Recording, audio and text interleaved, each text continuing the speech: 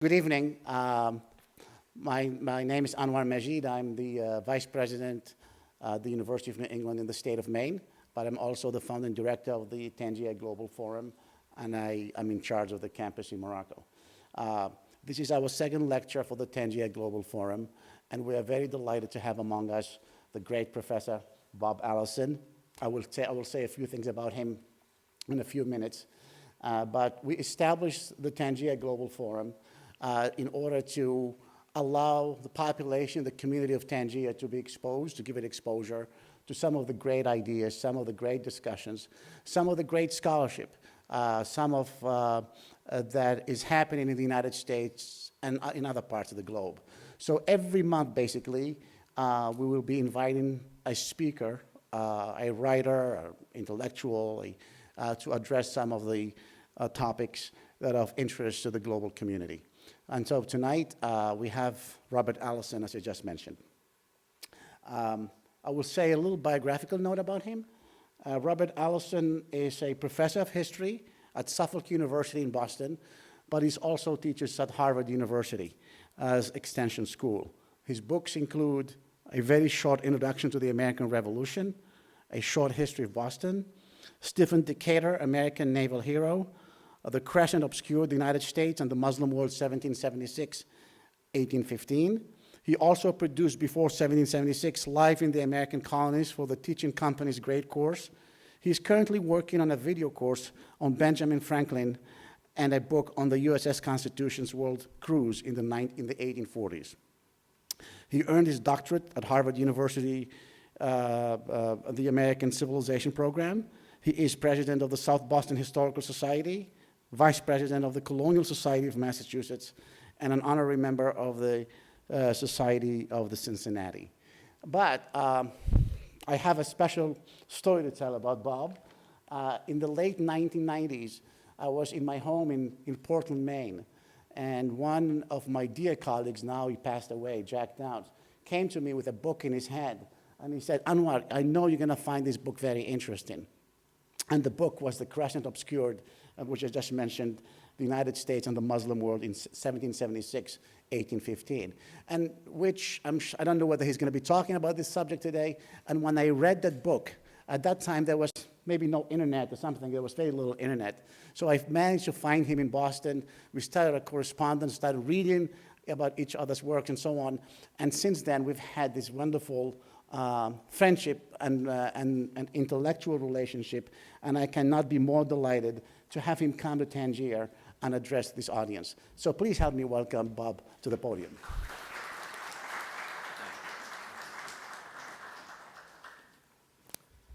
Well, thank you all, and thank you, Anwar.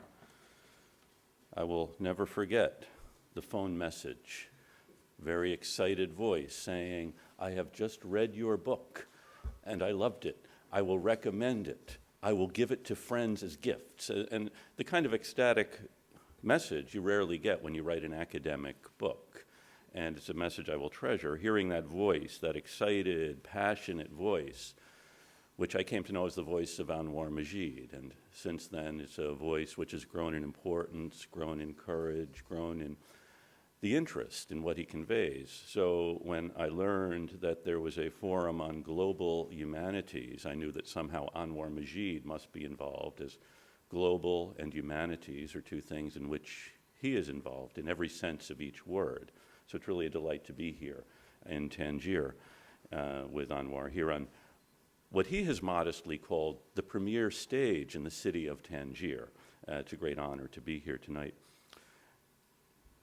Now, April of 1778, there was an event at the French Academy in Paris, which no one who was present would be able to forget. It's one of those electrical moments in the history of the world, because the two special guests that evening were Voltaire, the French critic, the French writer, who had just returned from a 17-year exile in Geneva.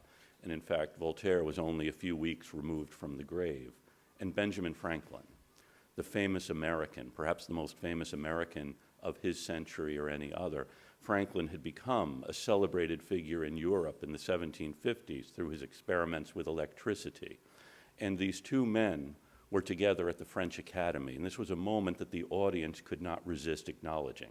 First, they wanted Franklin and Voltaire, who in fact had already met several times, to acknowledge one another. And so Franklin, sitting at one side of a horseshoe-shaped table, stood. Voltaire, very frail, stood, and they bowed to each other. But the crowd wanted something more. They wanted the two men to shake hands. So Franklin made his way across to Voltaire, and the two men took them by the hands. The crowd by now was in a frenzy. The French philosophers, scientists were absolutely delirious at seeing Franklin and Voltaire touching, but that was not enough.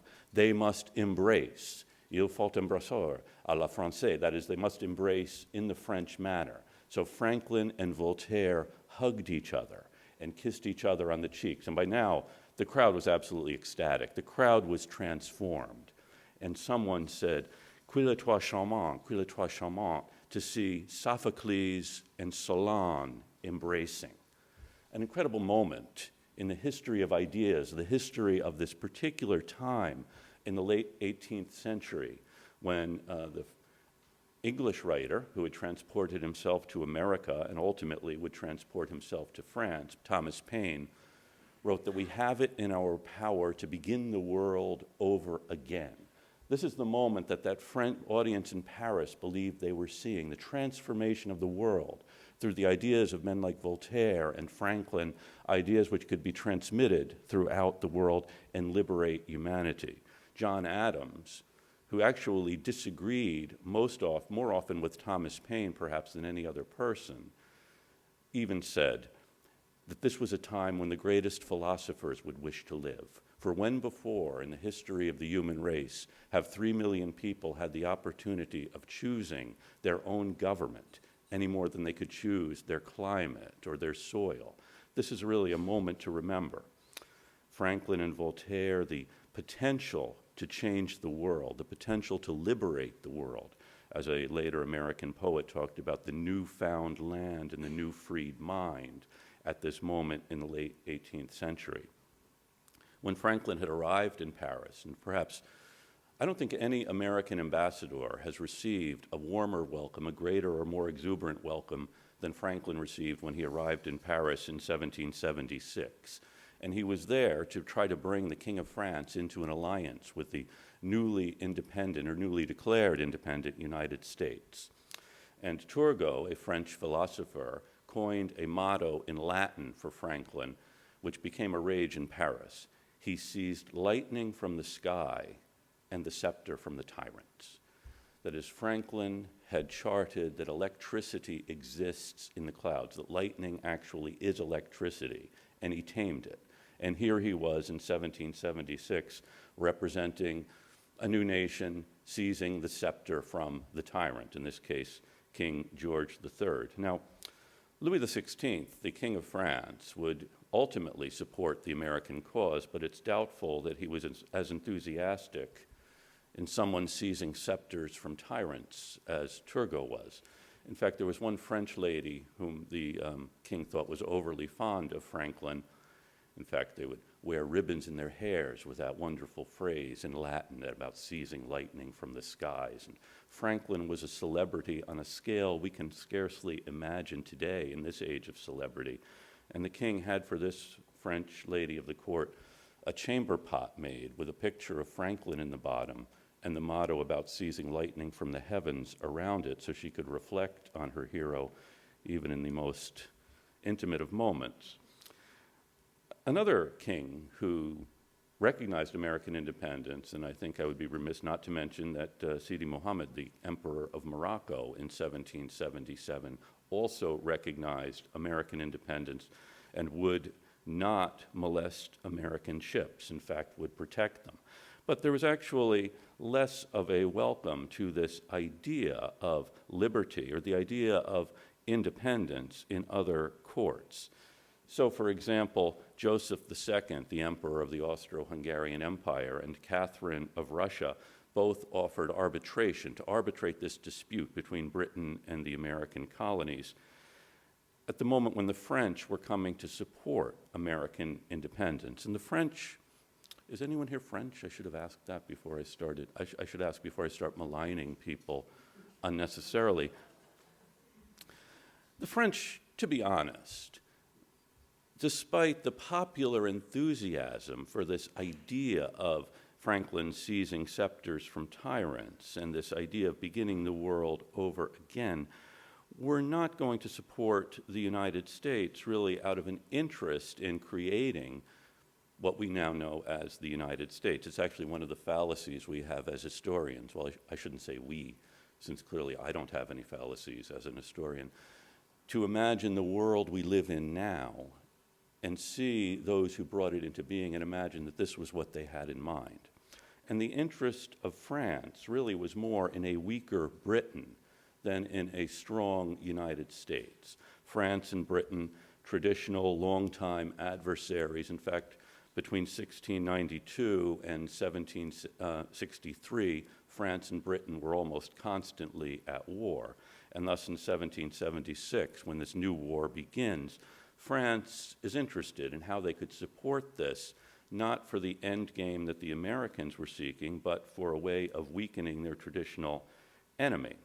And Vergennes, the French foreign minister, was the one most interested in bolstering American independence as a way of checking the power of Great Britain. And France's longtime ally in continental Europe was Spain.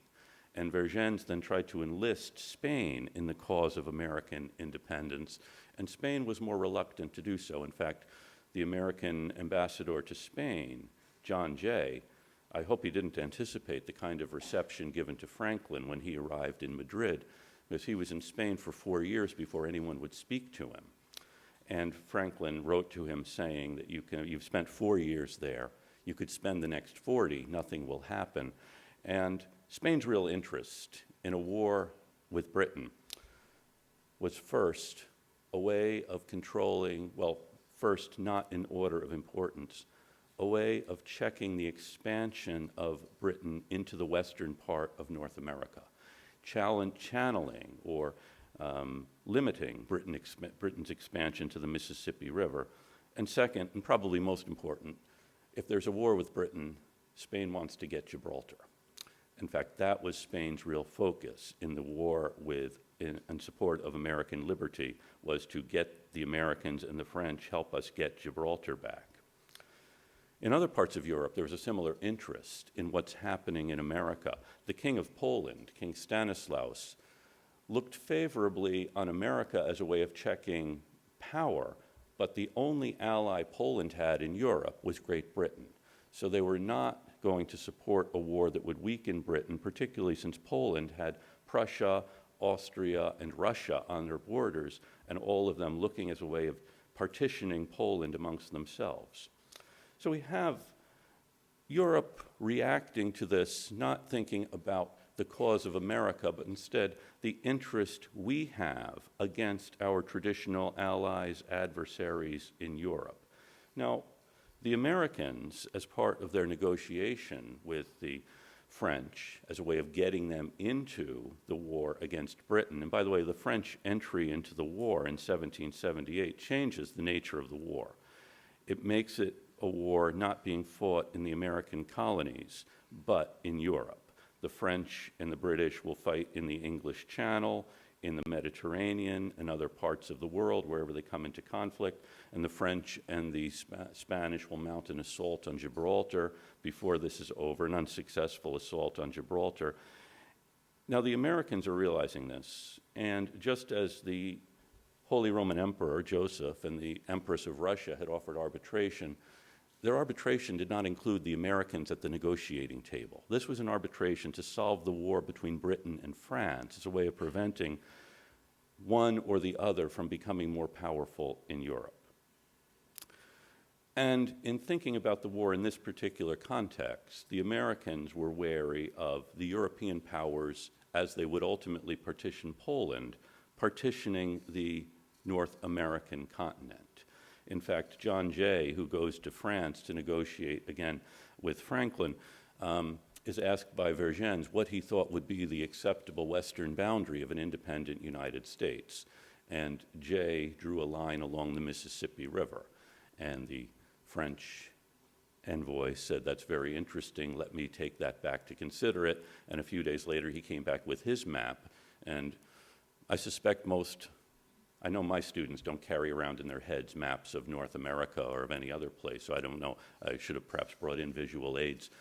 The French map showed a boundary of the United States essentially at the Appalachian Mountains and down to what is now Florida. That is a much truncated place. The interest of Europe was not in expanding the United States, but instead of limiting Great Britain's influence in North America. And the Americans recognized this. So along with the negotiations which Franklin and Jay and John Adams were conducting in Europe to secure French support and ultimately to secure the British recognition of American independence, there was a real need for Americans to get their own house or houses in order. And this is probably the most important effect of the revolution for Americans, was the creation of governments, the creation of stable governments. It's one thing, as we know, to toss out a government which you consider to be tyrannical or bad or somehow malevolent, and in fact it's one of the articles of faith expressed in the Declaration of Independence that to secure these rights, governments are instituted among men, and governments derive their powers from the consent of the governed, and whenever a government becomes destructive of these ends, the people have a right to alter or to abolish it. The altering or abolishing is relatively easy. The establishing a new government which won't do the things the previous one did to bring about the crisis is much more difficult.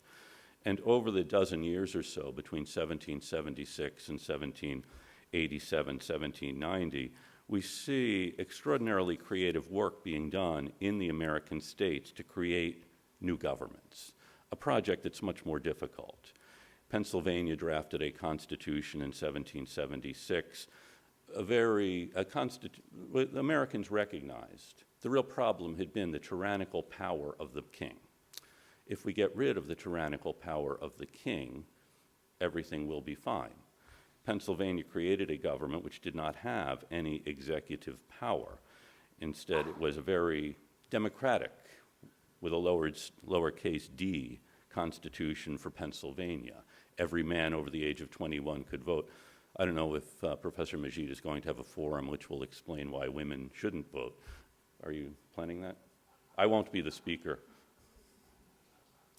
Every man over the age of 21 could vote. Today we would look at this and say, why don't women vote? On the other hand, look at every other place in the world in 1776, and this actually extends the right to vote beyond what any other community had.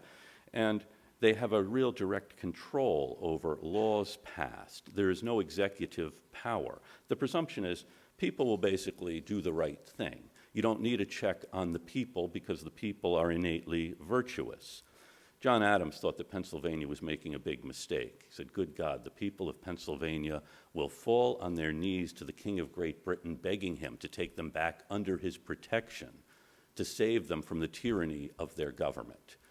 Pennsylvania discovered that even majorities of free, virtuous people can do things to abuse their neighbors, take away their property, deny them fundamental liberties because they can. That is, power is something that can be corrupted even by nice people in Pennsylvania. Is anyone here from Pennsylvania? I should have asked that. Now, Massachusetts draws up a constitution in 1780 which checks power, it limits power, and it constrains power, and actually divides power among different branches of government. An executive branch, which is checked by a legislative branch, which is checked by a judicial branch. In fact, each one checks the other. There's a recognition here that power will ultimately corrupt those who hold it, and thus the only way to guard against that isn't to hope that wise and virtuous people will be conducting power, but to limit what kind of power any individual or any group of people can wield. I should also mention that the constitutions being drawn up in this era also began with declarations of rights. And remember, the Declaration talked about the purpose of having a government is to secure certain rights. So the Pennsylvania Constitution, the Massachusetts Constitution begin with declarations of rights. And these are not simply vague promises of an idyllic world, a world in which we should live or things we should enjoy, but instead are limits on what a government can do. Thus, some people look at these and say, well, they're not really grand pronouncements like the UN Charter or the French Declaration of Rights. Instead, they're negative. They're constraints on what the government may or may not do. So it may not interfere with religious liberty or freedom of speech or of the press. That is limiting what a government can do rather than saying liberty of the press, religious liberty, rights to property are good things which everyone should enjoy, recognizing that the body most likely to take them away would be the body with political power. And when the Americans, actually most of these declarations of rights had the phrases ought and ought not. And James Madison regarded these as parchment barriers. That is, a legislative body or an executive branch which wants to interfere with fundamental rights will find a way to do so, whether they ought to or ought not to. So when Madison drafted a federal Bill of Rights in 1789, the words used were shall not, that are more of an imperative. So we have the creation of a government or of state governments, and then in 1787, the creation of a federal government with similar constraints on what that government can do. The idea is that different parts of this enterprise will check the other parts, prevent them from constraining one another. That is, the framers of the American constitutions did not anticipate rule by angels, or that having liberated the country from the tyranny of the King of Great Britain, they had not automatically created a race of the wise and virtuous. If men were angels, James Madison said, no government would be necessary. So it's an elaborate structure where ambition is made to check ambition. So we have two somewhat different ideas at work here. One is this idea of liberating the human species from the capricious and tyrannical power wielded over it, and the other is the idea that the human species is inherently going to abuse one another, or individuals will, if they can see a good end to it, or if they think they will gain an advantage by it. This is perhaps the most important outcome of this revolution for Americans, and perhaps for others who may or may not be able to learn from this particular example. There are a couple of others here that are equally important, equally resonant to us. One is an idea that arises almost immediately. There's actually a Polish man who serves in the revolution, and he writes to King Stanislaus about the different thing about America is that they don't have a social hierarchy. Instead, here, man is man, and not necessarily a noble or a peasant, but simply an individual. And this is perhaps one of the most difficult concepts to grasp for Americans as for others, that people are treated equally or not without regard to social class. And perhaps it's inherent in human nature that despite this great promise, we want to create artificial distinctions, artificial boundaries. Two of my favorite English writers, Frances Trollope was an English woman, visited America in the 1830s. I don't know if anyone here is familiar with Mrs. Trollope. I'm always a little wary of bringing up English writers in the presence of Professor Majid, but I'll do so. Her family, she had a number of, is anyone here English? I should have asked that before I started on this particular line of thought. They were an upper middle class English family who had a connection, who was an English, a member of the aristocracy, and in fact, the Trollope's life plan, they had a large number of children, expensive to educate them, and their idea was that ultimately Mr. Trollope's elderly uncle, who was an aristocrat, would die and would leave them his fortune. Much to their disappointment, before he went to his great reward, he married a younger woman and had a son who became his heir, cutting the Trollopes off from any hope of advancement. So the Trollopes, having been bitterly disappointed in their life plan, by the way, if anyone has that particular life plan, I would advise you to find a plan B. The Trollopes was to move to Cincinnati and open a department store. This was in 1830, And apparently there was either there was a limited market for department stores in Cincinnati, or Mr. Trollope just wasn't a very good businessman, because subsequently people did make a living running department stores. It doesn't work out. Mrs. Trollope is so bitter at her American experience, she writes a book about America, and it becomes a bestseller in the 1830s. It's what saves the family fortune. This book, The Domestic Manners of the Americans. Have you read this? Oh. Mark the day when I mention a book which Anwar has not read. She has an entire, she hates America because in America, everyone thinks he or she is just as good as everyone else, and it drives her crazy. All Americans assume they're just as good as the next person, and in fact, maybe a little bit better. And it makes it very difficult for Mrs. Trollope to hire domestic help. No one, for some reason, wants to work for her. She has a whole chapter on the succession of young women who come to help out, but then for one reason or another, don't find Mrs. Trollope suitable for their employment, so they leave. A very frustrating time for her, and she blames it all on this idea the Americans have of their equality, the fact that anyone is as good as anyone else. And of course, if you aspire to be a member of the British aristocracy, that's patent nonsense, that everyone is as good as everyone else, because quite clearly, everyone isn't. Now, great book, I do recommend it, Domestic Manners of the Americans. I recommend it particularly if you don't like Americans, because you will find lots in it to like. If you do like American, Mark Twain actually has a story that Mrs. Trollope tells about a family on the Mississippi River who build their cottage, and then late one night, the husband, who they have 5 children, they'd had a house raising. And Mrs. Trollope describes this as a great booze fest. Americans in this era drank heavily, and it's another day we'll have that particular forum on excessive drinking as a way to establish humanity. And late at night, after building the cabin, the man of the house is awakened by horrible screams, and he sees an enormous alligator devouring one of the children, having already devoured 1 or 2 of the others.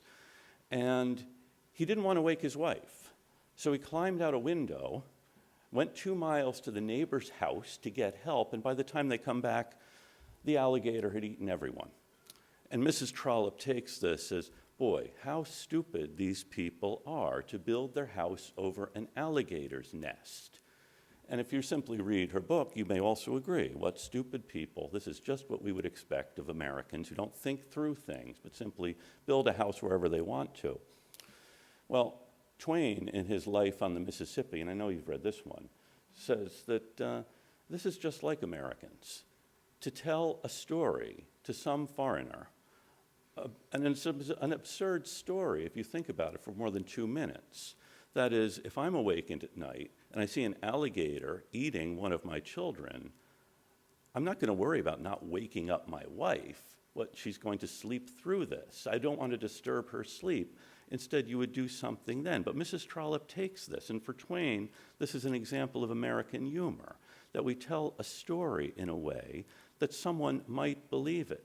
And then the joke really comes when the person writes a book and has the story in it.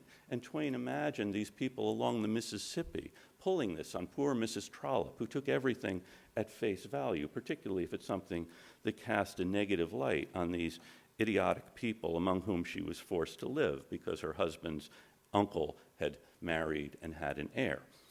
Now, her son, Anthony Trollope, by the way, to my knowledge, the story about the alligators is not true, so I apologize if you thought I was going to tell you more about that particular family. And to be honest, they do sound much more interesting than the Trollopes. But Anthony Trollope becomes a novelist, and he visited America in the 1860s during the Civil War. And he wrote a book about America which was much more flattering to Americans than his mother's was, although he found much to criticize. And one of the things that really struck Anthony Trollope as strange in America was seeing a cab driver in New York reading a newspaper, because that's something you simply would not see in London. Why would a cab driver have an interest in a newspaper? But in America, of course, cab drivers vote. Cab drivers are part of the political process, just as everyone else is. So they have an interest in the news. And having ridden in a lot of cabs in America, I know this continues to be true, that there is a great interest in this, and the fact that a cab driver is as much up on the news as I am isn't something that's a subject for comment. Now back to the time of the Revolution, another French visitor who happened to be living along the Ohio River wrote to the French consul about Americans generally, saying, if you have only one or two, they're manageable. They're fairly nice people. But if you get more than that, they all get together and they think they can do everything, and they take over. There's a worry at this time about where this is leading, and it's not simply Americans born in America, but others who have come, as Hector Saint-Jean de Crèvecoeur, a French visitor, said in the 1780s, you're born again when you arrive here. So you have this fundamental idea about equality, which is a somewhat difficult concept for us to get, knowing that there are gradations, orders emerge in society, but not necessarily out of birth. At least that's the idea. And the other fundamental thing that the Americans do, which will transform their world, is to adopt the idea of religious liberty, which is something of great interest still, and still a contentious issue today. The fact that a person's religious identity does not color his or her political rights. It's a novel idea, and one not quickly accepted in America, although it does become the norm, and that perhaps will be a subject for another day. So we have here at this moment in the 1770s, when Voltaire and Franklin meet at the French Academy, a moment when it seemed possible to create the world anew. And there may have been dreams that Franklin and Voltaire and the French audience had as they saw the exemplars of the American Enlightenment and the French Enlightenment embracing. There may have been ideas they had about the future, much more sanguine, much more cheerful than the one that ensued. Neither Franklin nor Voltaire lived to see equality take its course during the French Revolution, or to see the creation of the United States as the entity it becomes. There was this idea then about Solon and Sophocles embracing, about human nature being freed. And we can see in the long history of America subsequently, and America's relations with the world subsequently, two kind of competing ideas. One is a realistic appraisal of the world. That is, Franklin was in France to get the support of the French king, trying to enlist a French king, a French government, which was not on an idealistic crusade to liberate the world, and enlist other European powers in this same thing. And the other is somewhat naive idealism, an idea of liberating the world, and this being the best course. And we see these two very similar strains today, and perhaps my focus has been on the United States, and perhaps if we look closely at other nations, we may see a similar tendency, both a naive idealism and a very pragmatic, hard-headed approach to the world. But the presence or prominence of one or the other shouldn't make us forget that the other exists. They're always there in tandem. Always, not always each equally emphasized, but each equally present and never far from the surface, no matter how subliminal it is. So we see in this embrace of Franklin and Voltaire a moment in the world from the American Revolution seeming to usher in a new world not just for Americans, but a new world for the rest of the world. And that is perhaps the most profound feature of the American Revolution, the idea that it didn't simply exist in 1776 with 13 barely united, barely civil to one another colonies engaging in this enterprise, but the fact that they believed they were doing this for the benefit of the rest of humanity. Thank you.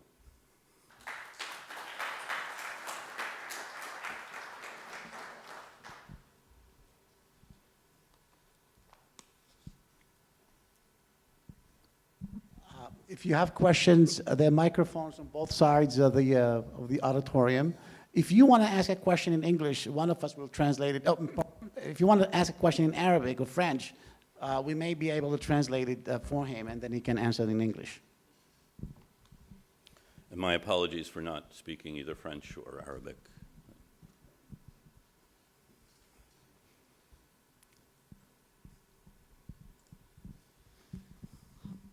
Well, I'm going to ask a question. Good, thank you. So, could you just tell us very, very succinctly what, in a different way, what is the American Revolution? Just for the benefit of our audiences. Oh, thank you. I'm sorry. I left that out.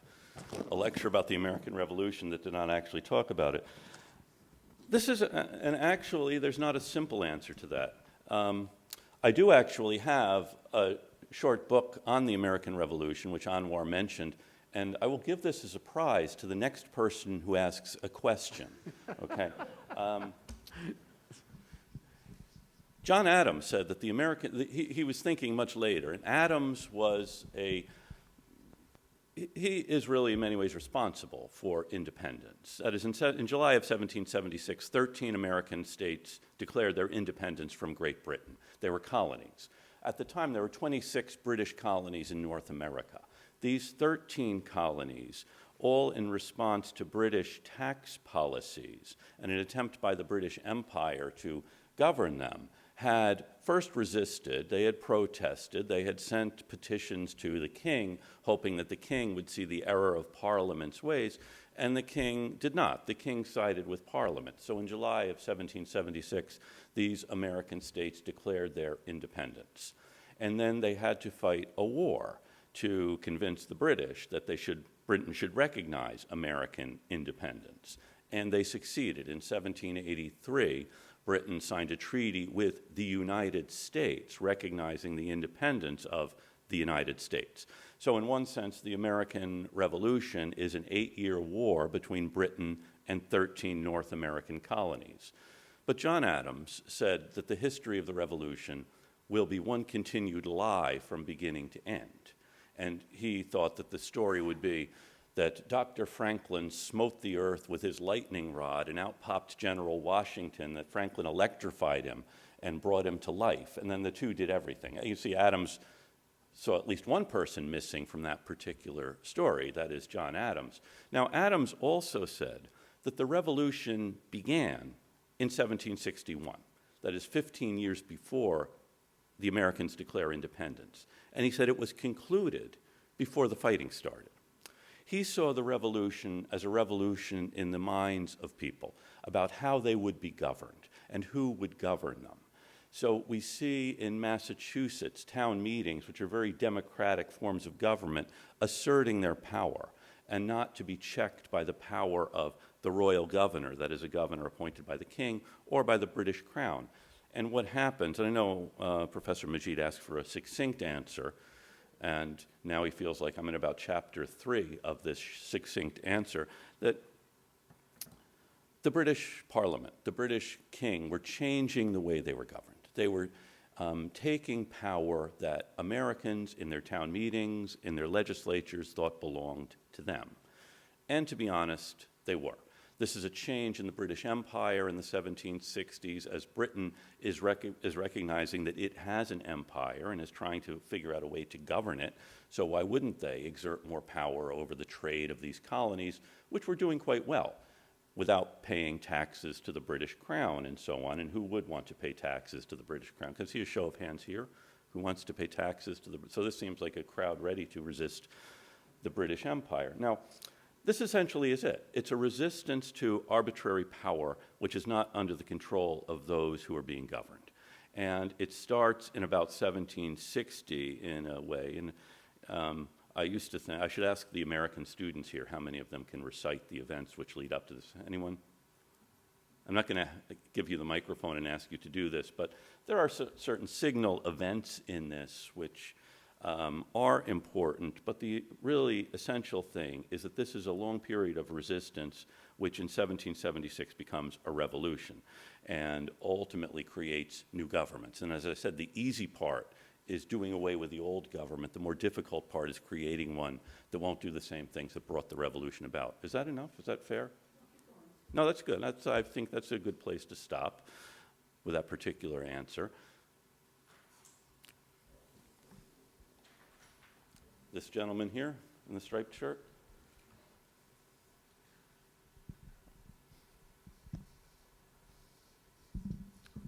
Hello, thank you for your presence. One of the main reasons why I assisted today for your lecture is I was really interested in the topic is the American Revolution and the New World Order. I would like you to enlighten us about the relation between the American Revolution and the current New World Order we're talking about. And everybody's crazy about this conspiracy theory about analyzing George W. Bush speeches and talking about New World Order, New Economic World Order. I would like to know whether there's a relationship between the events occurred in the 18th century and the New World Order we are talking about today, and which everybody is going crazy about. Thank you. It's a very interesting question. Let me give you a copy of the book. Good.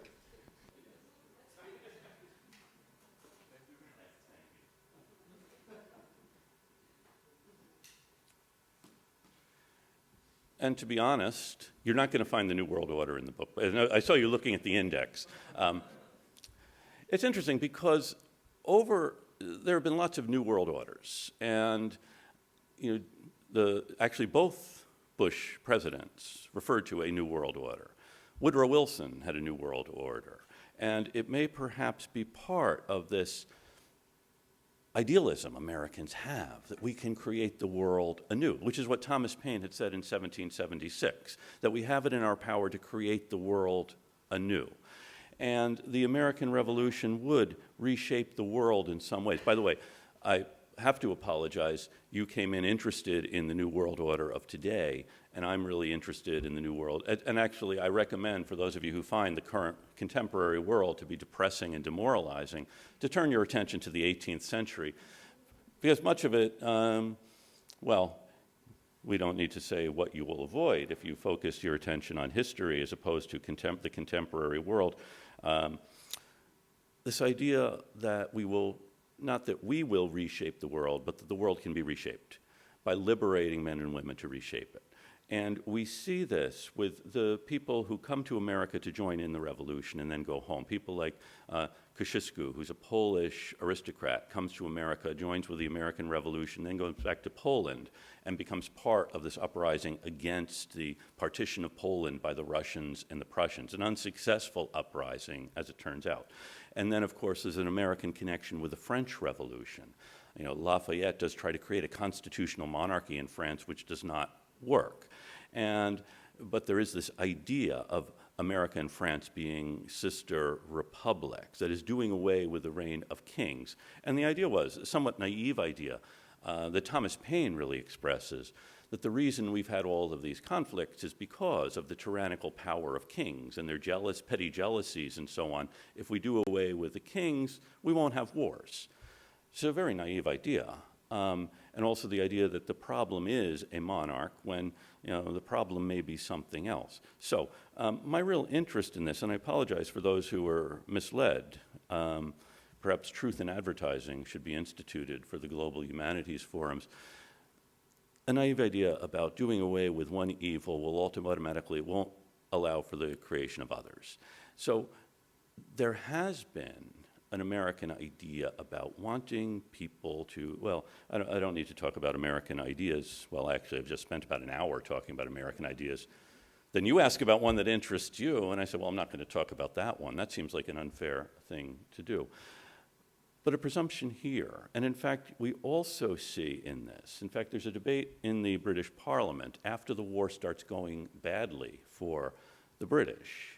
In fact, one of the opposition members of Parliament turns to the Prime Minister and says, first, you got us into this war because you thought that the Americans were cowards and the French were idiots, and not seeing that neither one of those was true.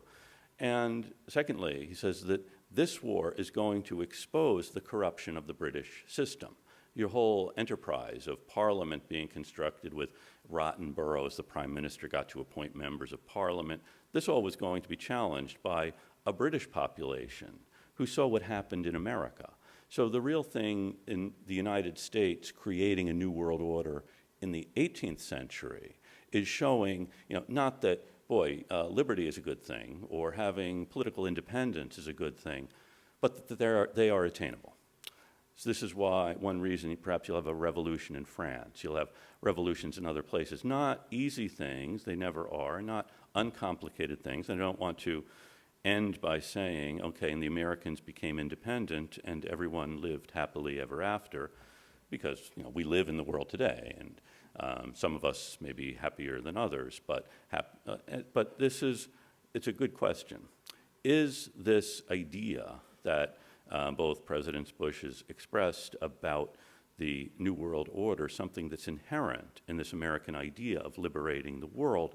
Because you have this tendency then to think that our way is the way to do this, and that if only people would do things the way we have. But one of the lessons I get from the American Revolution is even at the time, there are many different ways to establish functioning governments that would protect liberty.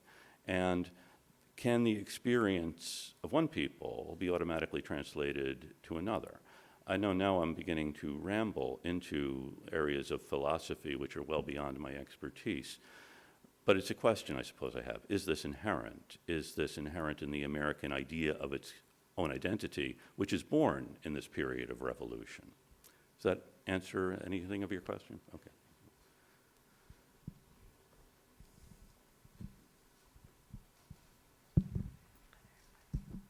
Hello, thank you for your great speech. I have a very long question.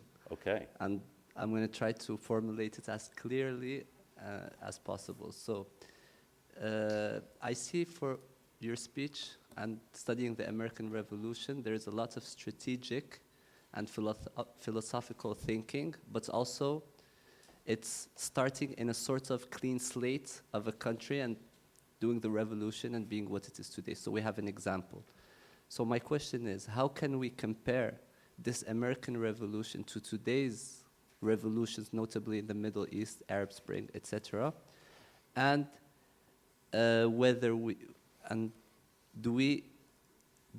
should these countries that are going through this revolution take the example of the American Revolution and try to use methods from the American Revolution and apply it to themselves, considering that these revolutions are done not in a strategic and philosophical way, but in a very intuitive and angry manner? That's also a very good question, and I have a copy of the book for you as well.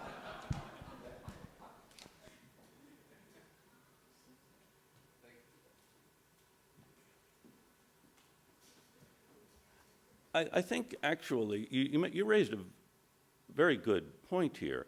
As historians, we can look at the American Revolution and we see that there is a long train of people writing in the 1750s, 1760s. And in fact, in the 19th century, it was customary to think of somehow in 1776, they read John Locke and said, let's have a revolution. So we see this is rooted in a philosophical tradition, even talking about Voltaire and Franklin, two people who identified themselves as philosophers. Even though Voltaire said that the bravest thing a philosopher can do is to admit he doesn't know. I don't know if any of you have met a philosopher who will do that, but it is a very brave thing. So there's a certain doubt about the outcome. And in looking at the documentary evidence, which does exist a lot in written form by people who are very smart, we may think that this is a philosophical movement, but I would suspect there is a similar intuition, uncertainty that we saw in the Arab Spring and in the revolutions going on in the Middle East. And what can they learn? That's an excellent question. And I think the one thing we all can learn from history is, A, humility. We may know the outcome, but people engaged do not. That is, this is why John Adams said that the story of the revolution would be one lie from beginning to end. He saw the messiness of it. He saw the unpredictability of it, and the fact that people did not know where they were going with this. And we saw a similar thing with the uprisings in Tunisia and in other places, and initially the reaction that I know one American had was, this is a good thing.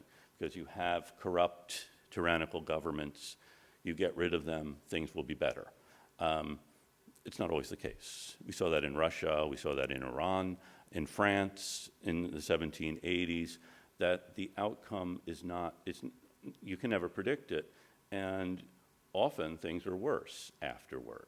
So what can we learn from this? Well, we can learn humility, also to learn the more difficult piece of this is to create a system that isn't going to be just as tyrannical as the previous system.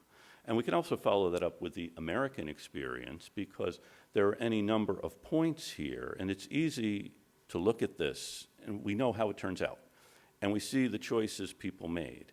And during the period from 1760 to the late 1780s, most of the choices they made worked out for the better.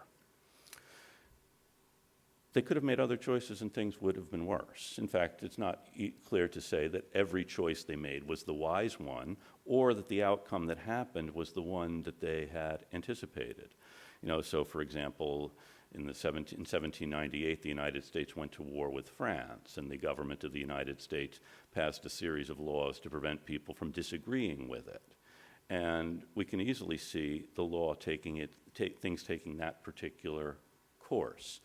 Or in 1800, there's a presidential election, and the Federalists, the political party of Washington and Adams, were turned out. And there was a move by some among the Federalists to say, well, we don't like the outcome of the election, let's change the rules so that we'll hold on to power. Or we can see Washington's decision in 1796 not to serve another term. He retires, and 3 years later he dies. Imagine how it would have been different had he decided to run for another term. Died in office. The vice president succeeds him. He gets reelected. He serves until he dies. That is a much different country. At any point here, you can see things taking a different turn, creating something different. We can look back and say, well, of course, this is the only way it could have happened. You know, but we know if we look at other revolutions that things always can happen differently. And how do we avoid those ends? Well, at the time the American Constitution was framed, Benjamin Franklin was asked, would this keep us a wise, virtuous people? And he said, the government will be wise and virtuous as long as the people are. When they stop being, when they become corrupt, the government will be corrupt. Any government, I think, is going to reflect the people who are governed, and that's a sad truth. So for countries which have undergone revolutions, we see them more often than not ending badly, which isn't to say if you have a bad government, you should not replace it. On the other hand, you have to be very careful about what you replace it with. This is a subject that comes up in France in the 1780s, 1790s with the replacement, you know, the Edmund Burke, great British, well, maybe great is the wrong word for Edmund Burke, a British politician warns about the consequences of the revolution in France, seeing that the French are replacing the only government they've known with one that they've never known. Can they do that? He says it will end badly. And he's roundly attacked, because it seems he's not just attacking France, undoing its government, but the whole idea that people have a right to do this. I think the fundamental thing I get out of the American Revolution is, yes, people have a fundamental right to change their government. On the other hand, they have to be very careful in what kind of a government they create in its place. I don't know if that's an answer to your question. It's certainly something to think about.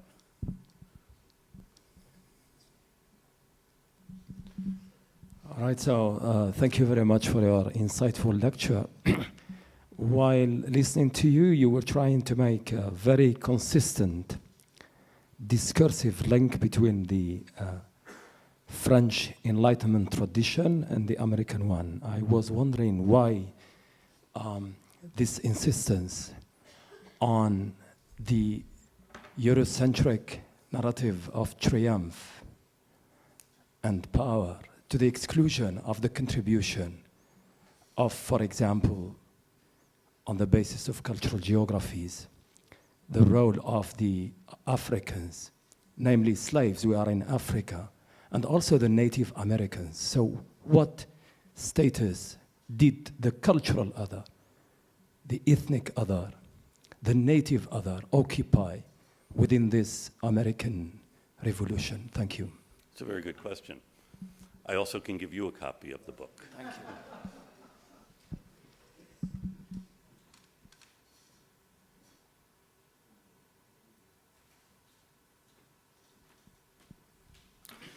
In 1773, just as this resistance was taking off in America, Samuel Johnson, great British man of letters, and I apologize, now I realize I keep talking about people who write, and that may be one of the occupational hazards you have as an historian who deals in documents, that he wrote a pamphlet called "Taxation Without Representation is No Tyranny." This was the rallying cry of the Americans. Taxation without representation is tyranny. And in fact, today you can see that on the license plates from the District of Columbia, because people there do not vote for a member of Congress. But anyway, first paragraph. How is it we hear the loudest yelps for liberty from the drivers of Negroes?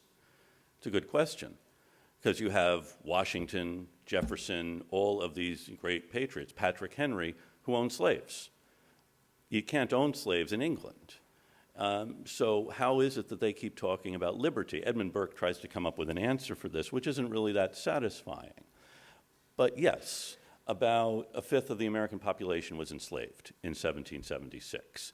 And this makes the assertions that this is a human right, that is, freedom is a human right, deeply troubling.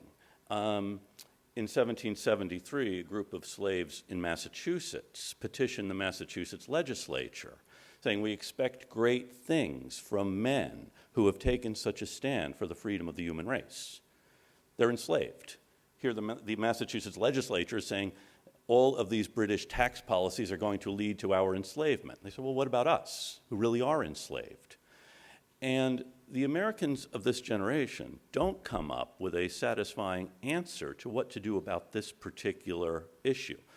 And during the Revolution, most of the enslaved people who have a choice will serve with the British. There are some who serve with the Americans as a way of gaining their freedom.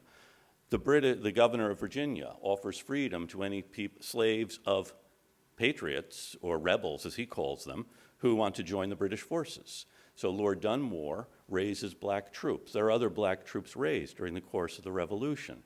And how do the Americans reconcile this? This actually is the subject for another day, because it's a complicated story. I don't want to say every interesting question that's come up tonight. I say, well, that's a complicated story, and I'm not going to talk about it. But you're right. This is the fundamental challenge here. And this one of the things, Mrs. Trollope points this out in the 1830s. Americans are fond of nothing more than talking about living in the land of the free. Well, by this time, there are many more enslaved Americans than there were in 1776. How do you reconcile? Is this blatant hypocrisy? Quite likely. There is a recognition, though, and this is something just to keep in mind. When Americans are writing these fundamental charters, these constitutions, they begin, as I said, with a Declaration of Rights, the fundamental rights that everyone has. In Virginia in 1776, their assembly starts, the Declaration of Rights begins. All men are born free and equal and have certain natural, essential, and inalienable rights of which they cannot be divested.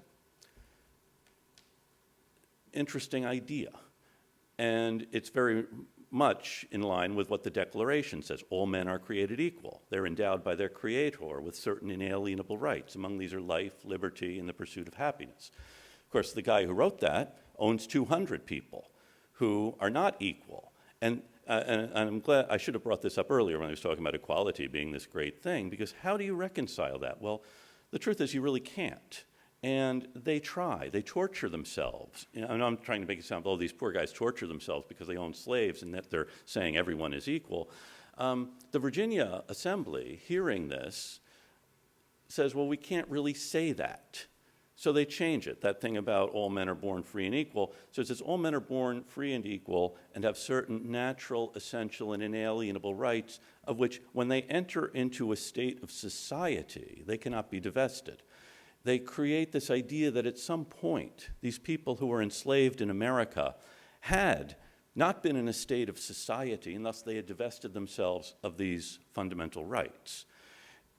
it creates a historical legal fiction about why they are enslaved. And as you're probably aware, the Declaration of Independence, written at about the same time, has a long passage condemning the King of England for the slave trade. He has opened a market where men can be bought and sold. It's really a powerful statement about the evil of slavery, written by this guy who owns 200 slaves. But then he goes on to say, and now he is trying to get these same people whom he has sent here to kill us. Congress strikes out that whole passage because you're condemning the king for the slave trade and slavery. He didn't have anything to do with it. And then on the other hand, you're also condemning him for getting these people who are your slaves to kill you. It doesn't make any sense. And Congress struck it out, and Mr. Jefferson wasn't happy with that. In fact, he kept making copies of this to show people, this is what I would have said. And today, typically, we look at this and say, oh, look, Jefferson was against slavery. Well, that doesn't explain why he owns 200 people and doesn't really do anything about slavery at the time. But you're right, this is one of the fundamental stories here and the fundamental problem in American history. Now, Native Americans, they tended to side with the British because the king was their protector. And one thing that happens, and this is something just to think about with rule by the majority, and it always reminds me of what Winston Churchill said about democracy is the worst of all possible governments with the exception of all the others. The Native Americans are the big losers of the American Revolution. The United States and Great Britain make up, and since 1815 we've had a special relationship. We've gotten along really well. So that piece, it's settled. We don't know long-term hard feelings between the United States and England. In fact, at the conclusion of the negotiations with the French, one of the French diplomats is teasing the British secretary, saying, you know, the United States is going to become probably the most powerful country in the world because they have this half of this continent. And that's really bad news for England. And this British diplomat finally says, I know that. The guy says, there are going to be 30 million Americans at least. He says, I know that. And they will all speak English, every one of them. So the Americans do well here, but remember, they're going to expand by taking the land of the other native people. And that is a big story. The Iroquois Confederation is destroyed by the American Revolution. In fact, Washington sends General Sullivan to thinking that the Oneida had sided with the English when they were neutral. He sends them not just to fight the Oneida warriors, but to destroy their fruit trees so that they won't be able to supply, to feed themselves and to burn their villages. This is in 1779, Sullivan's campaign in New York. And you can see 1773, and again, I apologize for not bringing visual aids. There's a map that is done of what's now upstate New York, and it is the Iroquois Confederation. The Mohawk, the Seneca, Oneida, Onondaga. 1788, similar map. All that land has been divided into counties. And most of the land there is given to men who had fought in the Revolution. And in fact, Sullivan's troops go up and they destroy the fruit trees and they see, this is really a fertile country. It will be a great place for us to move. And this becomes then the story for the next half century, with white Americans moving into the Ohio River Valley or moving into Alabama and Mississippi and opening up that area not only to settlement by whites, but also the expansion of cotton. And by 1815, an American historian, actually Henry Adams, the great-grandson of John Adams, says that after 1815, the Americans were more concerned with the price of cotton, less with the rights of man. So part of it is this idea, we'll free individuals to pursue their own destiny, and a majority of the individuals see their destiny as taking the land from the Indians and enslaving people whom they can. So I suppose, and thank you for asking this question, because that is an essential piece of the story. It may be the more important piece of the story than the philosophy of Franklin or Adams. So thank you. I see one here, one here. Actually, this young lady in the middle has been trying to raise her hand for a while. Hi. Okay. Hi. Yes, sir. By the way, do you still have a copy of the book? Excuse me? Do you still have a copy of the book? Yeah, okay. That was, One thing we admire in the United States is people who ask good questions like, do I get a copy of the book? So yeah. I can, yes, I do have a copy Yeah, of the book. that wasn't my question. Oh, that So- wasn't your question? Yeah. So, so I have a political question. Um, you've talked about the American Constitution. I want to know your opinion about who's going to be better for the American Constitution in this election cycle. Is this going to be Trump or Hillary? We hear people in the news talking about Hillary is going to abolish the Second Amendment, for example. And others say that Trump will be better for the Second Amendment. So in your opinion, who is going to be better for the American Okay, Constitution? that's a very good question. And let me preface it by saying, we historians, and you've probably gotten this from the very good questions that have come up, things I did not cover, we often can tell you what did happen, but when we start telling you what will happen, you should turn and run. And you asked for my opinion, and it is just that, remember that, an opinion. And it's a good, I like the way you framed the question in terms of the Constitution. And this is an extraordinary election, not extraordinary in a good sense, because we have two candidates and at least 60% of the country finds each one of them unpalatable. Some may be the same person answering the question. So it's almost like a logic problem, is how do you get to this point? Now, just in terms of who I think would be better for the Constitution, and bear with me while I try to answer this, I think it would be Donald Trump, because the system relies on checks on power. If Trump were the president, you would have so many people trying to exercise those checks that it might bring the Constitution into more of a balance than it is at the moment. One thing that's happened since the Second World War was an expansion of power in the executive branch, as well as an expansion of power on the national level, as opposed to on the state level, as opposed to in Congress and other places. And we have created a system where the president does have a lot of power because it is easier to let someone else do a lot of things, and then you think every 4 years you have an election.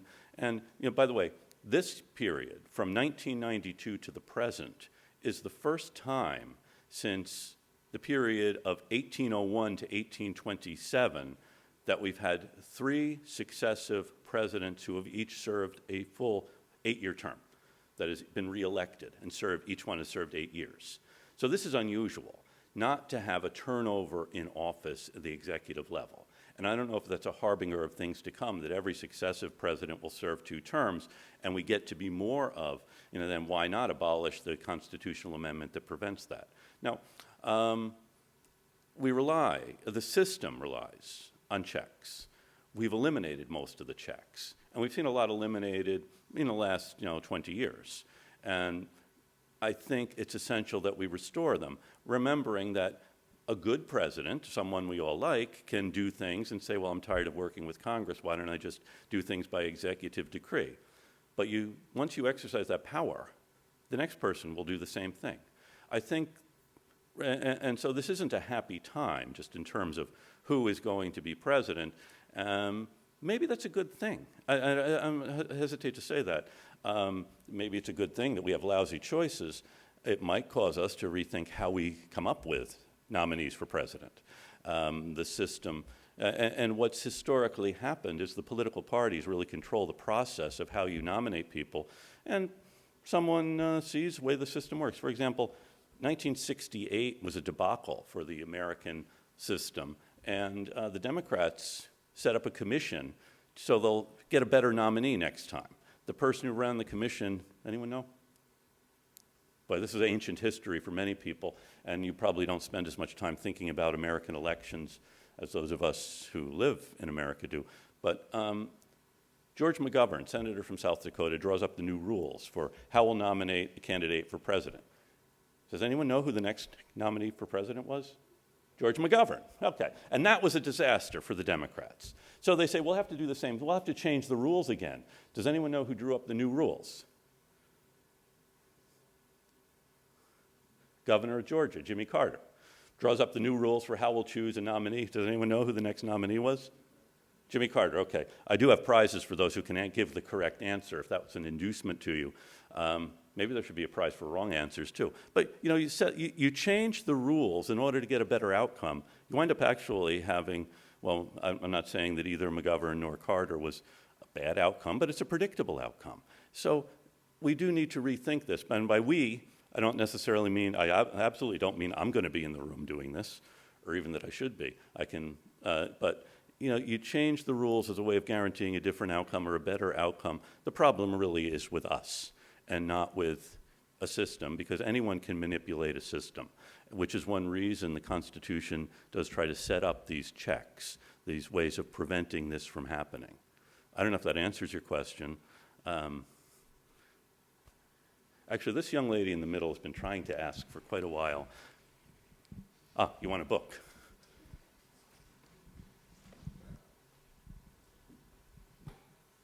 You'll put up with my long harangue in exchange for a prize. That's good. Yes? It's just that when the guy asked you about the New World Order, you say that it was about spreading democracy, and it's the same thing that Bush said when after attacking Iraq and finding that there were no weapons, he said that it was for spreading democracy. But the thing is that democracy, maybe it's not the best thing for every country, and it's what we see in the Middle East. Like the situation is worse, and it's becoming worse over time. So I wanted to ask you, what's your opinion about this democracy, because it doesn't fit everyone, and it's not maybe the best thing. Yes. That's a very good question. And regrettably, I don't have a book. I do have a USS Constitution tack for you. The short answer is it the best thing for everyone, or is it the best system for everyone? I don't know. And I think I'm not going to get into a long analysis of what's happened over the last 10 years or why this has happened.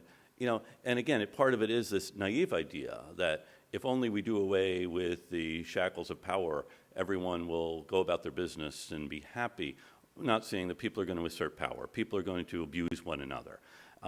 And if I can get back for a moment, and I hesitate now since this gentleman talked about my Eurocentric triumphalism, to go back to 17th century English philosophy. There's a big debate in England in the 17th century about what kind of a government is best. And you may know in that period, the English do cut off the king's head and establish parliamentary rule, and that lasts until the fellow who is one of the motivators of this, Oliver Cromwell, dies, and I think, well, who should succeed him? Well, why not his son? I mean, that leads to people questioning whether, aren't we just replicating the old system? Anyway, long story here, but people in England are debating this a lot. And a fellow named Thomas Hobbes says that you really need a powerful state because people are so vicious.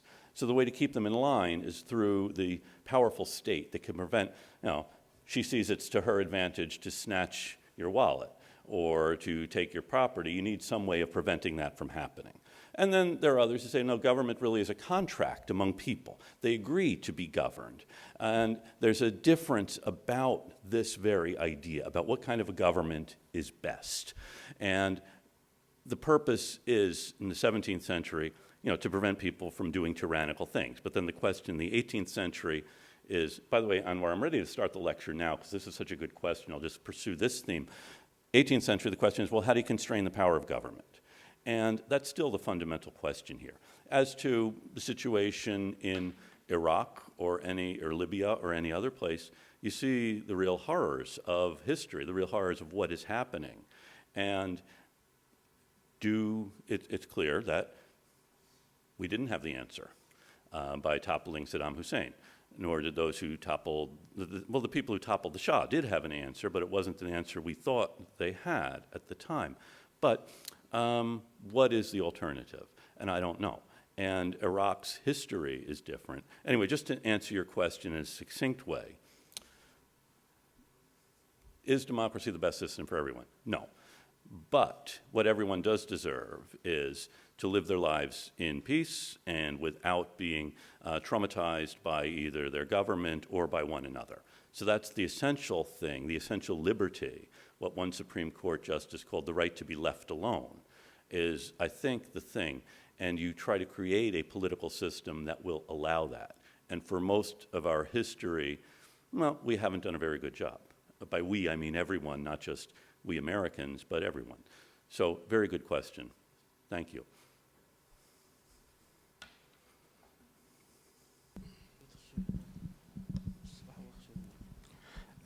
سألقي سؤالي بالعربية، نتمنى سي أنور يعاونني في الترجمة.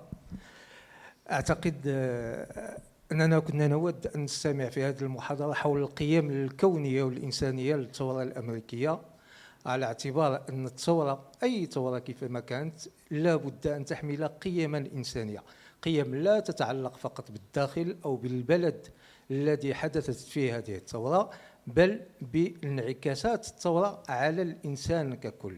ما فهمته من خلال الترجمة على الأقل على أن الثورة الأمريكية كانت مسألة داخلية إلى حد ما، وحتى عندما كانت لها انعكاسات في الخارج فهي كانت في مواجهة ملك بريطانيا والصراع الثنائي. أنا أريد أن أفهم، أنت السيد المحاضر تلقي محاضرة الآن في المغرب، نحن في إفريقيا نحن لدينا نظرة سلبية تجاه السياسة الخارجية الأمريكية. بالنسبة لنا الثورة الأمريكية مسألة جديدة لا نعرف عنها الكثير، كنا نود أن نعرف إن كانت هذه الثورة تحمل قيم إنسانية، قيم كما سميتها قيم التحرر والانعتاق من الدكتاتورية، لأن ما لاحظناه بعد ذلك هو أن أمريكا تحولت إلى النقيض، أمريكا تحولت إلى داعم للدكتاتوريات، أمريكا هي التي ألقت القنبلة الذرية على اليابان، ساندت الانقلابات العسكرية في أمريكا الجنوبية وفي مناطق أخرى من العالم. نود أن نعرف ما هي القيمة الإنسانية لهذه الثورة الأمريكية، وهل استفادت منها الإنسانية أم أن هذه الثورة كانت مشكلة للإنسانية؟ شكرا لكم. Abdullah wants to know, he was hoping to hear more about the universal values of the American Revolution. And the way you described the revolution, it was more in terms of internal disputes and conflicts with the monarchy, with the British monarchy, and so on and so forth. It was more of an internal affair. But he also wanted to know whether the United States, and if this constitutes the revolution had any values at all, were eventually negated by its expansionist policies overseas and the way it treated people, and especially the foreign policy of the United States in relation to a lot of countries, including the Middle East. Thank you. Very good question.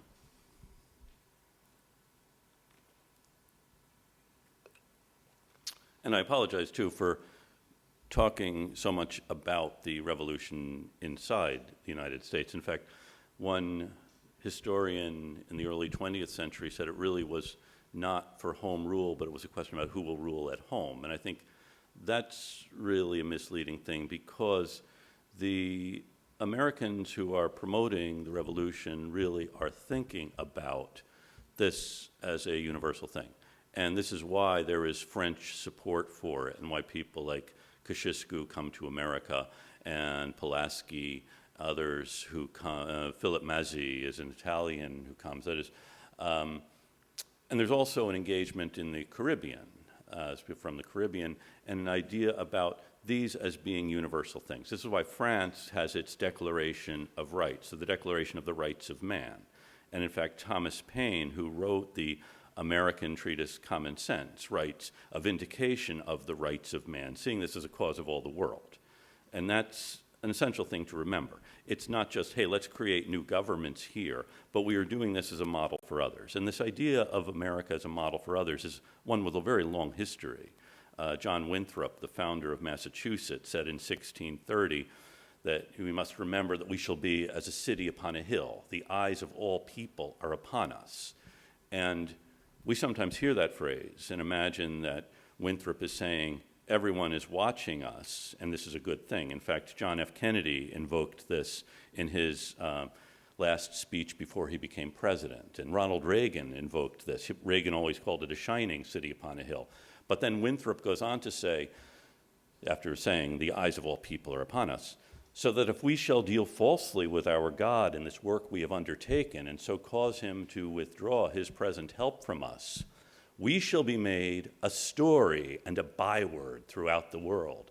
We shall cause the mouths of enemies of all professors for God's sake to open against us, and all of the people's prayers will be turned into curses upon us till we be consumed out of the good land whither we are going. So you have this idea that everyone is watching us, but everyone is waiting for us to fail is really the second piece of this. Now, getting to your other question, is this rhetoric about liberty and so on negated later on with the expansion into the West and with American policy in the 20th century? Well, probably. In fact, in the 1830s, there was a big debate about should the United States acquire Texas, and that's a big story. John Quincy Adams wrote in his diary that the acquisition of Texas is really the end of the American Republic. Instead, we've become an expansive empire. And that's one of the real persistent fears here, an empire which uses the rhetoric of liberty. On the other hand, and just as with the idea of liberty in the Declaration of Independence, we still have this idea. It is this fundamental idea, and it waits for people to assert it. One of the things we learn from this revolution and from others is it does require an assertion by people. It's not that we have created this system and therefore it will always act in the good. The people who did create the American system were deeply wary of, yes, we want people to be free to make their own decisions. On the other hand, we really don't trust them to make their own decisions. So we need to find some way that people will be free, but won't be free to oppress one another. In his inaugural address in 1801, President Jefferson asked this rhetorical question, that sometimes it is said that man cannot be trusted with the government of himself. Can he then be trusted with the government of others? Or have we found angels in the form of kings to govern him? There is no real solution to this, aside from people being engaged, people having the liberty to be engaged. And, well, as Mark Twain said, there's the old expression about don't put all of your eggs in one basket. He said, well, put your eggs in one basket and watch that basket. That is, this is perhaps the most important lesson I get out of this story, is that it does require eternal vigilance on the part of citizens against oppressive power from whatever direction it comes.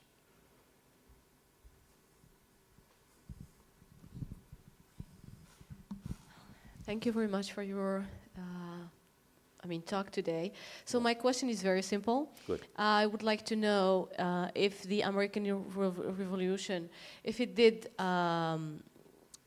contribute to the, if it brought any significant change vis-à-vis the women's rights, freedom, equality, significant thing at that time in relation to women. Thank you. Thank you. That's again, these have all been very good questions, and I hope you wrote them down because this could be a whole forum for another series, because these are all very good questions. The short answer is yes and no, okay? Yes, it does make a significant contribution. And how so? Part of it is because it raises this idea about if you have this idea of equality, well, what does that mean? And we do see after the revolution, women's roles do change. And actually, there is a move by women back into the domestic sphere. Women had been running shops, women had been working. In fact, it's one of the real facts you discover is that women have always worked. And women worked in a household economy, often with their husbands, but often independently. So women were shopkeepers, they kept boarding houses, they become printers in a big way. In fact, There's a printed copy of the Declaration of Independence done in Baltimore in 1777, printed by Mary Catherine Goddard, and her name is at the bottom. It's the only again, I hope Anwar's keeping a list of the visual aids I'll bring next time. Yes, it does. It does not give them the right to vote. It does not bring them into the public sphere. So in that sense, no. And the fact that they move back into the homes, on the other hand, and I'll try to answer this as succinctly as I can, there is an idea that it's very important for women to be educated, because women are the primary educators of the next generation, not in the sense that they're teaching school, but that they're raising children. So women are important to this idea of developing citizens. And thus, women should be educated, women should be able to assert certain rights. And you can see, again, I don't want to, it's a misleading thing for us to fall into. You know, we know that slavery ultimately ended. African Americans became citizens. We know that women ultimately get the right to vote. And we know that actually the United States does ultimately try to reconcile what's happened with the Native Americans. And it's a mistake, though, to look at what happened in 1776 and think all these things were inevitable. They weren't. We easily could see the United States simply accepting the idea that slavery is okay, or it's okay to grab land from Native people, or it's okay if only men vote.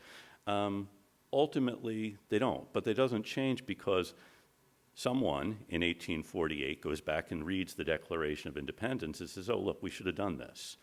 You know, how do you get anyone who has power to cede it or to accept any kind of an accommodation? It does take an engaged political process.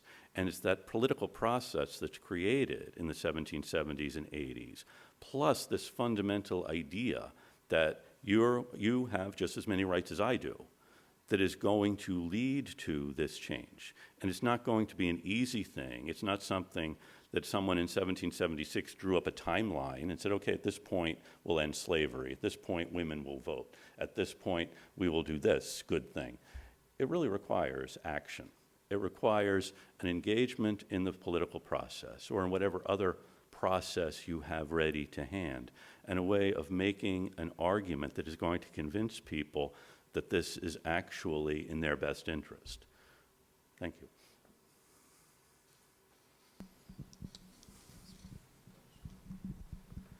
مرحبا. سؤالي سيكون بالعربية. تحدثتم أنور موجود صافي. تحدثتم عن كون القوى الأوروبية حاولت مساندة أمريكا في استقلالها فقط من أجل مصالح براغماتية. ونحن نعرف أن المغرب كان أول دولة اعترفت باستقلال أمريكا. نريد أن تحدثنا قليلا عن تفاصيل هذا الاعتراف وفي ماذا يختلف المغرب عن باقي الدول الأوروبية. ألم تكن هناك أي مصالح متبادلة آنذاك؟ وشكرا جزيلا.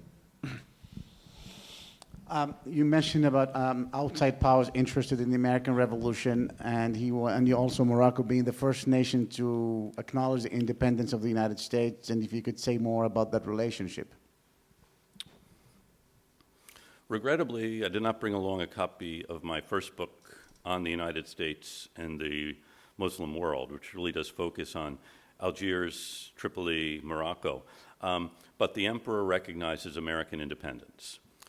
What he wants is for the United States to send someone to negotiate with him, and the United States doesn't. He recognizes independence in 1778, I think. And by the way, I recommend visiting the American Consulate Museum in Tangier, which does tell a lot of this story. And so in 1785, as a way of getting the attention of the United States, a cruiser from Morocco captures an American ship and brings it in as a hostage.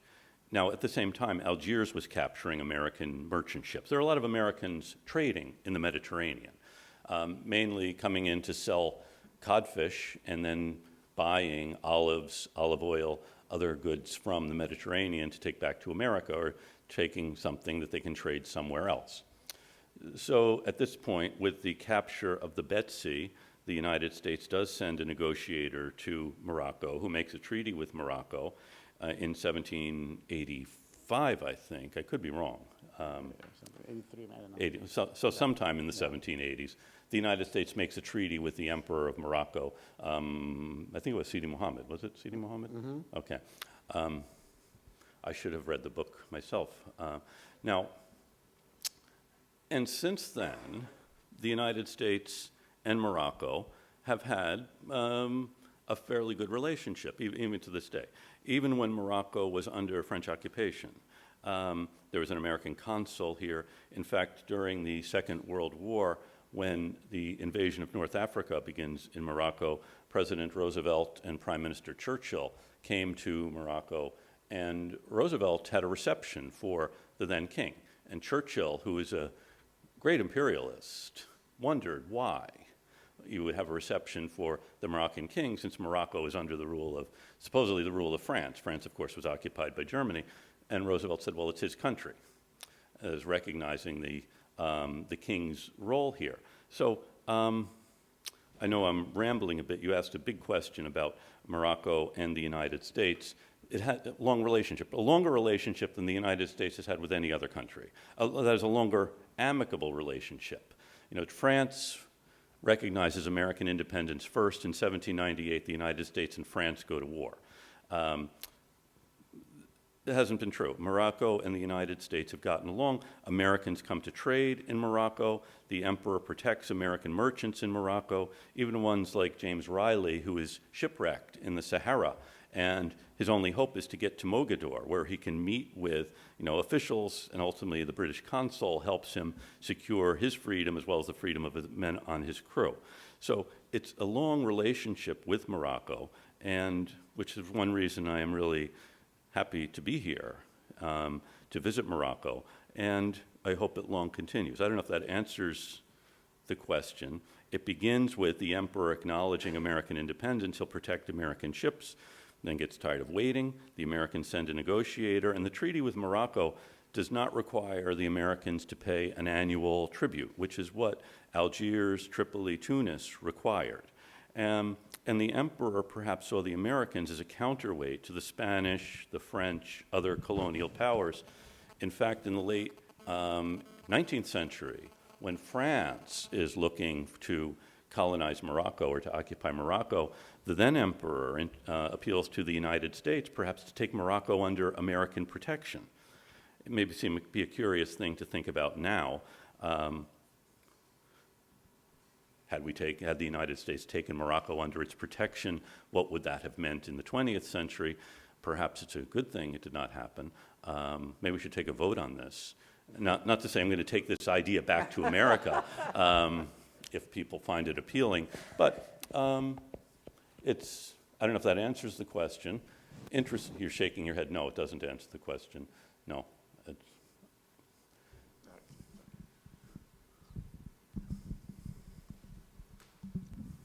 Merci beaucoup. Je vais m'exprimer en français. Merci pour le conférencier, c'est très instructif. Particulièrement, il insiste sur la révolution américaine et il la coïncide bien avec le nouveau ordre mondial. J'ai une question particulière par rapport à est-ce que la révolution américaine c'est-à-dire la datation par rapport à la nouvelle ordre mondiale est liée à des avantages de démocratie du pays américain ou à ces avantages d'être un intermédiaire dans les conflits internationaux entre les anciens colonisateurs comme l'Angleterre, l'Espagne, ou par rapport à sa grandeur et son pouvoir qui va lui donner cette suprématie sur les nations, et du coup, on a le nouveau ordre mondial. Donc, par rapport à ma question, est-ce que le pouvoir, la grandeur et le pouvoir, militaire et autres, c'est l'élément principal de cet nouveau ordre mondial? Et merci. Basically, I'm going to start with the last part of his question.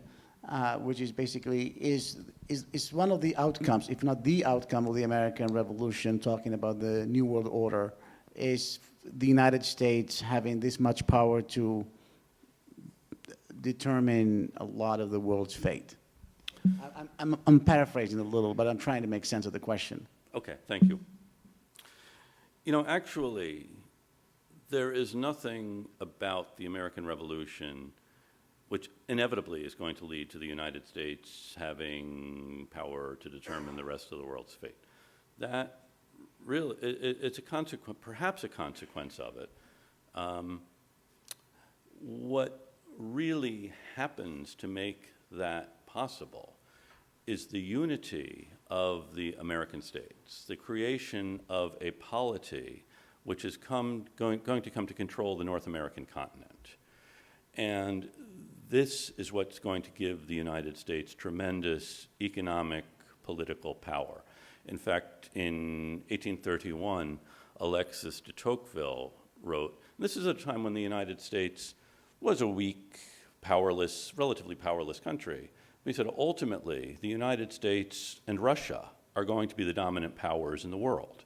He wrote this in 1831, seeing this because of American geography, the raw materials and so on here, plus the fact that people were coming to America to exploit these raw materials and to do the expansion of the United States across the continent. 1815, actually, during the Second War with England, between 1812 and 1815, an American warship, well, no, I'll start this over. John Adams, now retired from being president, was asked at a dinner party. The Second War involves the American Navy, which is much smaller than the British Navy. Britain, at the outset of this war, had about 1,000 ships in its fleet. The Americans had about a dozen. In the fall of 1812, 3 different American warships fight against individual English warships and beat them. Britain has the most powerful navy in the world. Britain is the greatest empire in the world. And here you have ships from the relatively insignificant United States combating the English. Now, over the previous 20 years, the British Navy had fought maybe 500 battles at sea, and I think they had lost 4 or 5.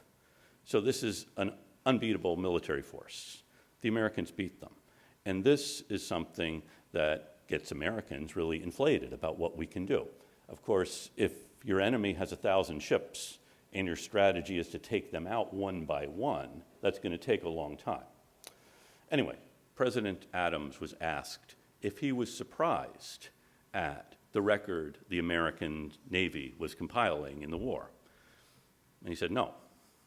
And then he realized that may seem like an abrupt answer. So he elaborated that in 1780, when he had been in France, an American ship arrived in France, and people were astonished at how well it was built. In the raw materials available in America to build a navy like this, as well as the fact that there are a lot of Americans, particularly in New England, people had big families and sons would go off to sea. So skilled sailors, skilled workmen who can create ships like this out of the materials that exist in the New World. And the French Minister of Marine had said to him, the Americans will become the world's greatest maritime power because you have the raw materials, you have skilled workmen who can do this. So that's really the thing that's going to make the United States into, I think I heard the word hegemonic in at least one person's question, power. It's the fact of geography, and plus the fact that the Americans, during the Revolution, create a polity which is going to unite them. You can see things turning out much differently. Had, for example, the British won that second war in 1815 and divided up the Americans, or had Spain asserted this boundary in 1783 at the Appalachian Mountains, the rest of the continent would have been under the control of France and Spain and Britain. Or in 1861 to 1865, when there's a civil war, had there been 2, 3, 4 republics created in North America, the story would be much different.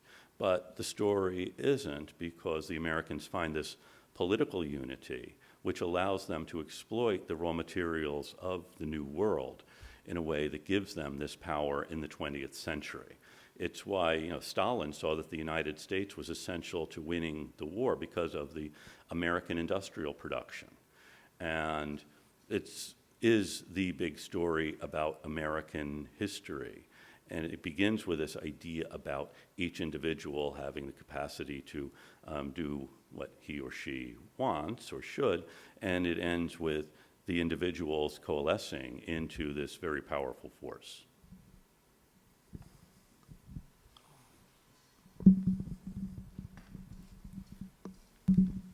Hi. Hi, Thank you for your speech. I would like to know your point of view about the importance of the role of religion in this new world order. Now, which New World Order do you mean? The ones we are living in right now. The one we're in right now. Is our time up, Anwar?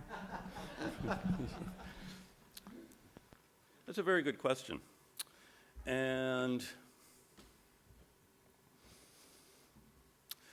you know, James Madison, he wrote a lot about the way to construct a republic, and he saw that religion can both be a positive force, that is what Abraham Lincoln talked about, the better angels of our nature.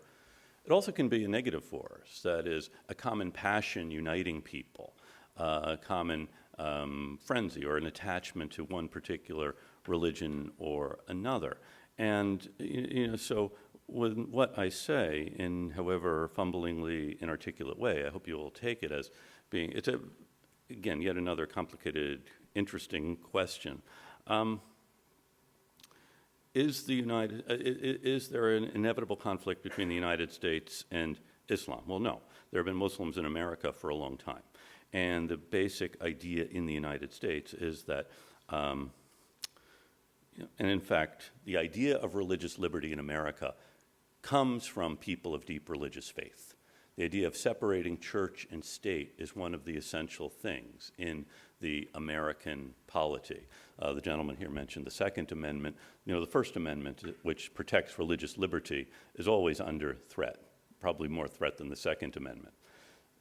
And the idea of the First Amendment isn't to separate, well, it is to not give the state a role in religious affairs, seeing that these two different forces, a religious force, a political force, when they're joined, are going to, can eclipse every other liberty. So what is the role of religion? It seems, and this is just a perspective from someone who's watched it without as much insight as I have, it seems that the Islam has within it, and other religions have also had within it, people who will use this as a way of gaining power. It's hard not to see groups like the Muslim Brotherhood or others using religion as a tool to gain power. Just as in the 18th century, the Inquisition in the Catholic Church was really used as a political weapon, and then a religious weapon. In fact, the papal nuncio had a conversation with Benjamin Franklin in 1779 about who should be appointed, about some issue or other, and Franklin brought up the Inquisition, and the papal nuncio said, this isn't really the Vatican behind the Inquisition, it's the Spanish or Portuguese government who use this as a political weapon. That is, it's easy to use religion as a political weapon, and you do it under the guise of advancing one, you know, the future universe, the happiness of all mankind, or what God wants. It's one reason in the American polity we've separated, or tried to separate, this idea about God ordaining whatever it is I want to do, or whatever it is we should be doing. I realize this is not a very coherent answer I'm giving to a very good question. What is the role of religion in this? It does seem that there is some religious component behind the Muslim Brotherhood, ISIS, these other groups, Daesh, these other groups, Boko Haram in Nigeria, using religion as a pretext to subjugate others. You know, we've seen other religions which have done similar things, which doesn't, of course, excuse any religion or from being used like this. And I'm not saying, therefore, you should not believe in something. I don't know if you were calling upon me just as a historian shouldn't predict the future, we also shouldn't preach. As an American poet said, fearing not I'd become my enemy in the instant that I preach. This is one of the fundamental questions we face. And I think the first thing we need to do, as we're looking at a problem, is understand what the problem is. And one tendency we have had in the United States, at least among some leaders in the United States, is for fear of offending Muslims, who are good Americans, as they're good citizens everywhere else, we won't use the phrase, that say that Islam, there is a problem in Islam. And of course, it's not our problem. It's not our role to solve problems in Islam or in any other religion. It's also not our role to solve problems in other countries. But that does seem to be a problem. And this probably is a question better resolved. I'm not going to say let's step outside and settle this, but in the discussion where we can have a more of a give and take about this. That's my perspective on this. Yes, there's a problem here, and it does involve religion. What exactly the problem is, I can't say. I can say that Muslims become citizens in the United States, and in fact, in 1788, when the American Constitution was being debated, the American Constitution prohibits a religious test to hold office in the United States. And in the Massachusetts Convention, deciding whether or not to ratify this, someone objected to this, saying, under this pretext, anyone, even a Catholic or a Muslim, could become president. He didn't want to see that happen. By the way, he did not use the term Catholic or Muslim. He said papist, which was the way Protestants referred to Catholics, or Mohammedan, which is the way Europeans referred to Islam. He didn't think that would be a good outcome. We've seen a Catholic become president of the United States. We have not yet seen a Muslim become president of the United States, but we quite likely will at some point, because the Constitution separates these things. The duty you owe to the polity, the duty you owe to your God. Of course, now I really am rambling into areas well beyond the scope of my invitation, so I will end it there, and let's step outside, Aziz, and solve this once and for all. Thank you. Thank